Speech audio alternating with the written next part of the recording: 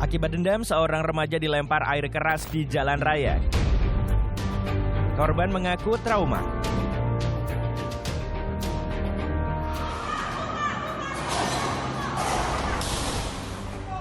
Geram dengan maraknya aksi perjudian, sekelompok emak-emak nekat menggerebek lokasi judi dan merusak mesin judi.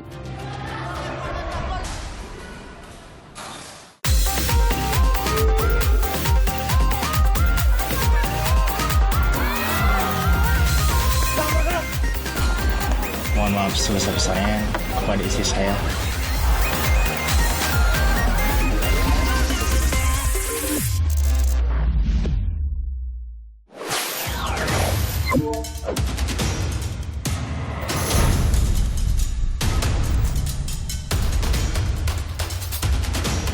Ya cuma saya di sini ya, coba untuk tidak nangis karena ya kalau saya nangis gimana anak saya? Saya. Inilah detik-detik terjadinya aksi pelemparan air keras yang dilakukan seorang pelajar pada temannya di kawasan Pulau Gadung, Jakarta Timur. Pelaku nekat melempar air keras karena dendam akibat saling ejek saat tawuran. Pelaku yang tak terima merasa terhina oleh korban lalu merencanakan penyerangan pada korban dengan menyiapkan air keras dari rumah. Setiba di TKP, pelaku melempar air keras yang disimpan di dalam botol. Korban yang juga berboncengan sepeda motor datang dari arah berlawanan langsung terhenti saat terkena siraman air keras. Rombongan pelaku langsung tancap gas kabur meninggalkan korban. Warga sekitar langsung menolong korban dan membawanya ke rumah sakit terdekat. Usai menangkap pelaku, terungkap motifnya adalah dendam. Antara pelaku dan korban ini tawuran dulu sebelum kejadian ini. Tawuran, ejek-ejekan, terjadilah kasus penyiraman terhadap korban. Ibu kandung korban menyebut pengobatan khusus pada wajah dan mata masih terus berlanjut, meski anaknya telah dipulangkan dari rumah sakit. Korban juga mengaku pada ibunya bahwa ia trauma akan kejadian ini. Korban kerap bersedih atas kejadian yang telah menimpanya. Tidak yang merasa sedih, minder, terus kayak nggak percaya diri, kayak ya gimana sih mbak lihat muka, gitu kan? Iya. Ya cuma saya di sini ya coba untuk tegar, coba untuk tidak nangis karena ya kalau saya nangis gimana anak saya? Saya coba tegar saya. Ya saya semangatin takdir, saya bilang udah semangat aja. Pelaku yang masih berstatus pelajar kini menjalani pemeriksaan di Unit Pelayanan Perempuan dan Anak Polresta Jakarta Timur. Polisi juga tengah memburu satu pelaku lainnya yang berperan mengendarai sepeda motor.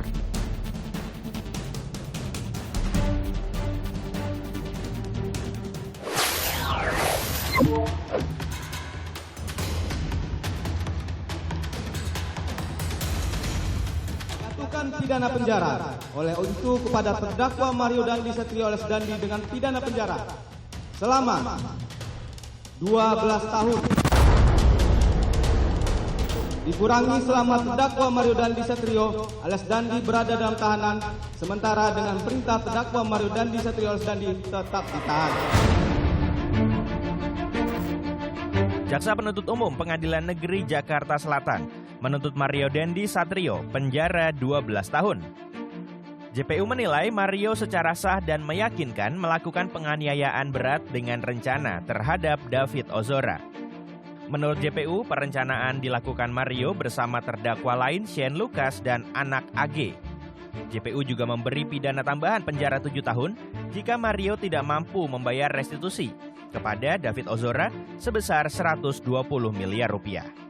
Untuk membayar restitusi kepada anak korban Kristalino David Ozora alias Wareng sebesar 120 miliar 388.911.030 rupiah dengan ketentuan jika terdakwa tidak mampu membayar diganti dengan pidana penjara selama 7 tahun.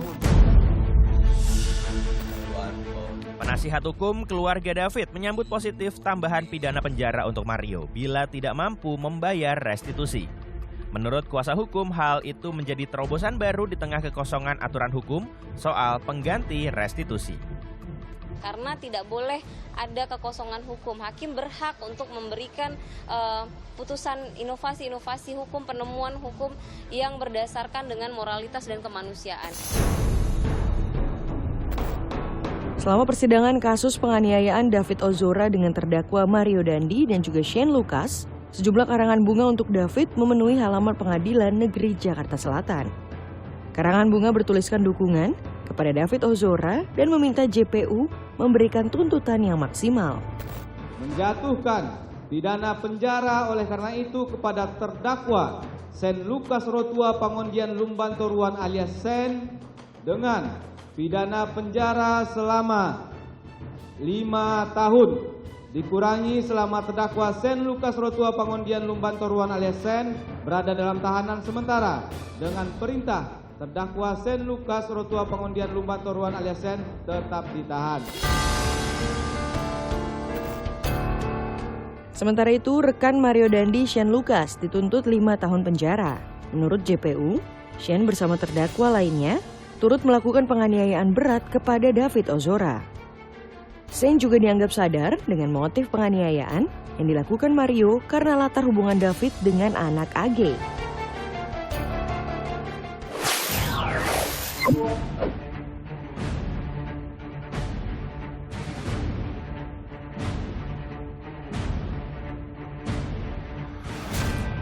Inilah 16 senjata api yang disita polisi saat penggerebekan rumah tersangka teroris di Bekasi, Jawa Barat.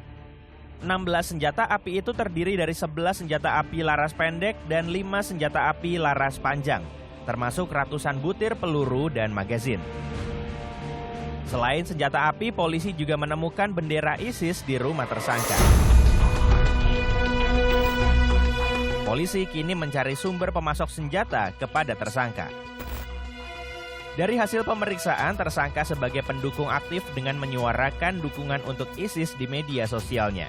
Tersangka diduga berniat menyerang Mako Brimob Kelapa II Depok, Jawa Barat dan markas TNI. Bersangkutan melakukan latihan-latihan, ya udah beberapa kali melakukan latihan, ya, kemudian memiliki rencana atau niatan untuk melakukan aksi kembali ke Mako Brimob yang di Kelapa II dan Mako Brimob yang di Jawa Barat. Juga terhadap beberapa markas tentara yang sudah dikenali atau ditandai, di profiling oleh yang bersangkutan. Menurut Ketua RT setempat, tersangka baru tinggal 6 bulan di rumah ini. Tersangka dikenal pendiam dan jarang bersosialisasi. Sama. Suka ngobrol apa sih Pak kalau sama dia? Kalau ngobrol nggak? Karena kita interaksinya kalau dia ketemu berangkat kerja aja.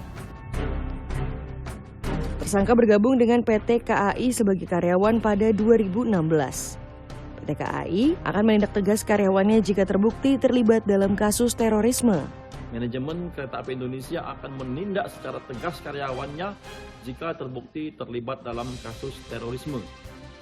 Kereta Api Indonesia berkomitmen untuk turut memberantas kejahatan terorisme di lingkungan perusahaan dengan terus mengingatkan seluruh jajaran mengenai integritas dan nasionalisme, serta kami akan terus melakukan peningkatan pengawasan kepada fungsi-fungsi terkait. Wakil Presiden Ma'ruf Amin mengimbau agar memperketat seleksi masuk pegawai BUMN serta lembaga lainnya.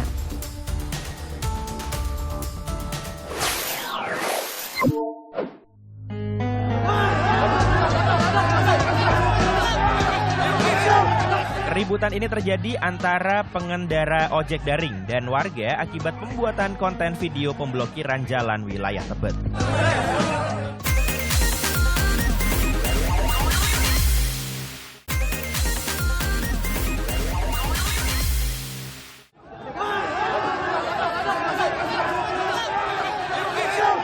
Keributan ini terjadi antara pengendara ojek daring dan warga akibat pembuatan konten video pemblokiran jalan wilayah Tebet.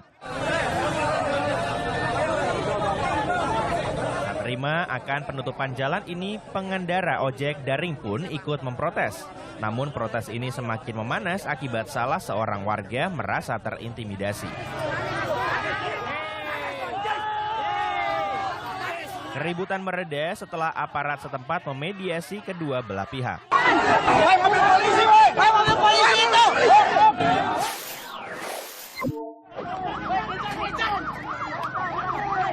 Tiga orang menjadi korban penikaman oleh orang tak dikenal saat acara jalan santai.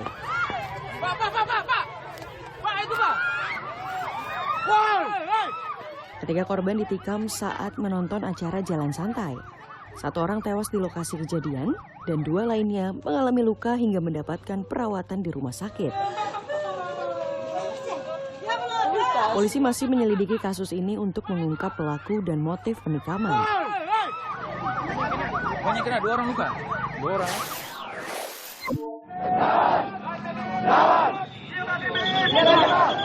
Keributan terjadi antara pemuda Komite Nasional Papua Barat dengan polisi ini akibat blokade demo New York Agreement 1962 ke kantor DPR di Papua.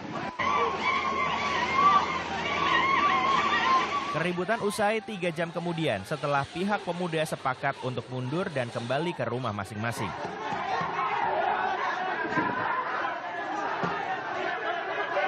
Dua orang pemuda mengalami luka akibat bentrokan ini.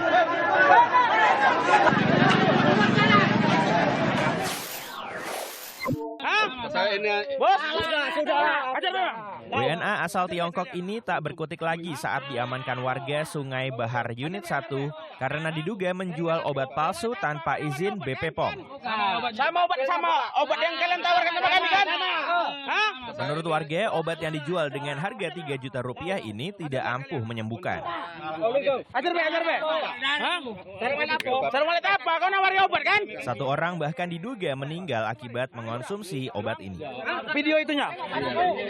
Video barangnya. Ini barangnya. Ini obatnya. Nah, ini obatnya. Video mbak. Plat nomornya. Penumpang Transjakarta ini emosi dengan pengemudi mobil yang sempat senggolan dengan bus Transjakarta di bus stop Selapa Polri. Pak, jangan Pak. Pengendara kendaraan yang emosi keluar dari mobilnya dan memukul badan bus Transjakarta, meminta pertanggungjawaban dari sopir bus. Plat nomornya. Sopir Transjakarta memutuskan menurunkan seluruh penumpang bus di halte Pondok Pinang dan menyelesaikan masalah ini dengan pengendara mobil. Pak, jangan Pak.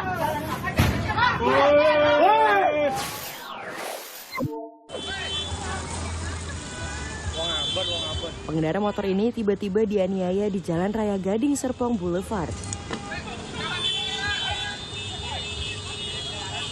Pengendara motor ini awalnya akan melerai pertikaian sekelompok orang dengan pengendara mobil. Namun dirinya malah menjadi korban pengeroyokan.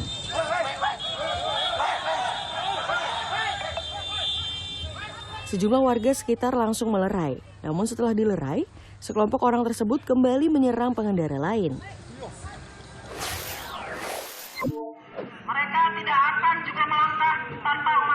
Aksi blokir jalan ini dilakukan warga Dago Elos untuk menyuarakan kritik terkait sengketa tanah yang sudah lama dihadapi warga di pengadilan. Warga mengaku terpaksa melakukan blokir jalan karena kecewa dengan respon polisi yang menolak laporan kasus dugaan penipuan. Warga mengancam akan terus memblokir jalan jika tuntutan atas hak tanah tidak digubris.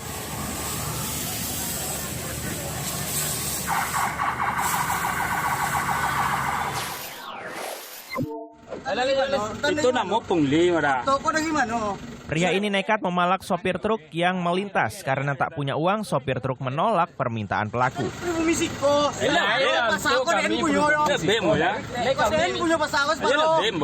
Tak terima ditolak, pelaku berulang kali memaki korban. Usai diamankan polisi, pelaku menandatangani surat perjanjian yang berisi janji tak akan mengulangi perbuatannya. Itu namo pungli ora.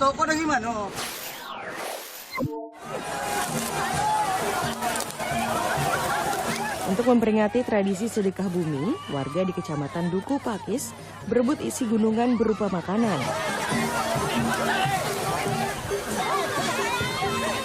Antusias warga terlihat saat gunungan diarak keliling kampung. Tak hanya laki-laki, bahkan sejumlah ibu-ibu rela ikut berebut gunungan.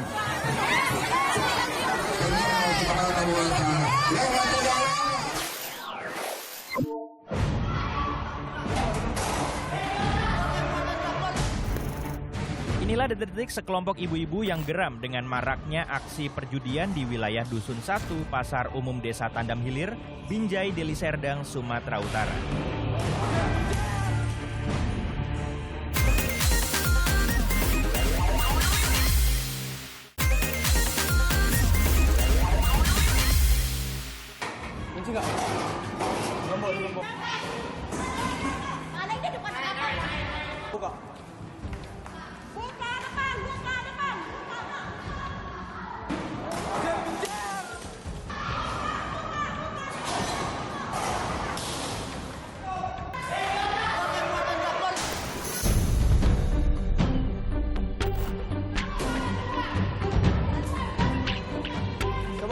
Inilah detik-detik sekelompok ibu-ibu yang geram dengan maraknya aksi perjudian di wilayah Dusun 1, Pasar Umum Desa Tandam Hilir, Binjai, Deli Serdang, Sumatera Utara. Mereka geram hingga nekat merusak mesin judi yang masih menyala. Para ibu-ibu kesal karena tempat ini memancing anak-anak dan suami mereka untuk ikut bermain judi. Walau warga setempat sudah berulang kali melapor untuk menutup tempat ini, namun sampai aksi ini terjadi belum juga ada tanggapan baik dari polisi maupun pemilik tempat. Kami resah gelisah dengan keadaan game itu di dusun kami.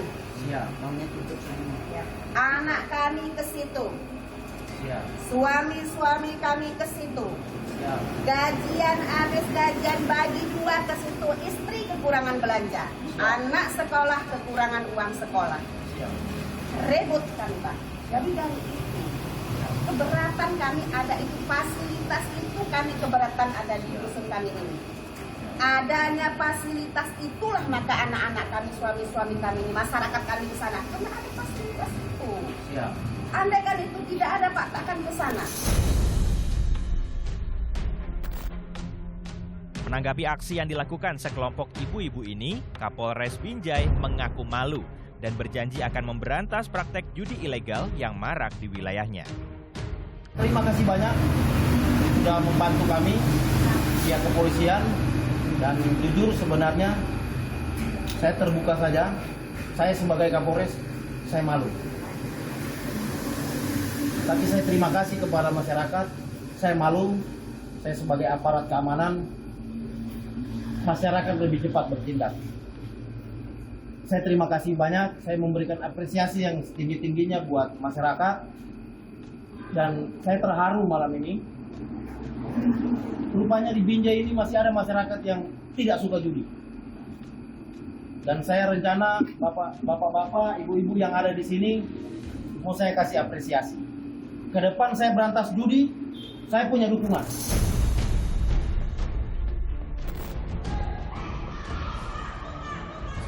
Maraknya kasus perjudian cukup menyita perhatian Kapolri. Dari level pusat hingga daerah, diminta untuk menindak dan memberantas kegiatan judi.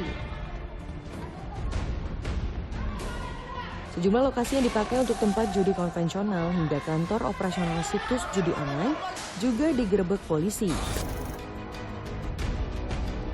Di sepanjang tahun 2022 saja, polisi mengklaim telah menangkap lebih dari 3.000 kasus perjudian. Lebih dari 2.000 tindak pidana perjudian konvensional dan lebih dari 1.000 kasus judi online. Aksi heroik ibu-ibu yang menggerebek lokasi judi di Binjai, Sumatera Utara ini tidak kali ini saja terjadi. Berikut beberapa aksi heroik ibu-ibu yang pernah terjadi dan aksinya menjadi perhatian publik. Ini buktinya, dibocor di BT buka. Buka, nah, ngapa pribumi ditangkapin? Ini buktinya, aduh, nah, tegak dengan galau-galau. Tak dinangkapin. Bocor saya. Akibat kesal karena lingkungannya kerap menjadi tempat pesta narkoba, sekelompok ibu-ibu di Jambi nekat menggerebek lokasi narkoba. Tidak hanya menggerebek, sekelompok ibu-ibu ini nekat mengacak-acak lokasi yang diduga kerap digunakan sebagai tempat pesta narkoba di Kelurahan Rawasari, Kota Jambi. Selain itu, diduga lokasi ini juga menjadi tempat transaksi narkoba. Dari tempat ini, sekelompok ibu-ibu menemukan barang bukti narkoba beserta alat hisapnya. Aksi sekelompok ibu-ibu ini merupakan puncak kekesalan lantaran kerap kehilangan barang-barang yang diduga untuk membeli narkoba. Ini nggak buktinya, nak. Ini tegak di sini. Dado ditangkap polisi. Polisi banyak ada di dalam sana. Polisi menangkap 6 orang pengguna narkoba yang kerap berada di lokasi tersebut. Aksi sekelompok ibu-ibu yang menggerebek lokasi ini diinisiasi oleh istri dari salah satu tersangka yang telah diamankan. Ini ya guys. Ini udah kami kasih toleransi ya. Nggak perlu Di Riau pada akhir Juli lalu, sekelompok ibu-ibu menggerebek warung remang-remang yang diduga merupakan tempat prostitusi terselubung di kawasan perkebunan sawit, Desa Rambah, Rokan Hulu. Sekelompok ibu-ibu ini bahkan nekat membakar 3 warung dan membongkar 1 unit warung. Aksi ini dilakukan lantaran beredarnya video aktivitas warung yang tak senonoh di media sosial. Jadi rasa ibu-ibu ini begitu dapat unggahan dari Facebook itu memanas spontanitas, Bu. Apa kami bergerak. Itu tanpa ada ini perundingan atau apa, enggak ada spontanitas gitu. Memanas terus kami bergerak gitu, Pak. Ini ya guys, warung yang viral itu ya guys. Usai kejadian, petugas gabungan TNI, Polri, dan Satpol PP melakukan patroli untuk menyisir aktivitas di warung remang-remang. Para petugas melakukan antisipasi agar tidak memicu kejadian serupa. Informasi ini mengakhiri Pop News hari ini. Jangan lupa tetap saksikan Pop News setiap hari Sabtu dan Minggu pukul 9:30 waktu Indonesia Barat. Tentunya hanya di Kompas TV. Terima kasih dan sampai jumpa.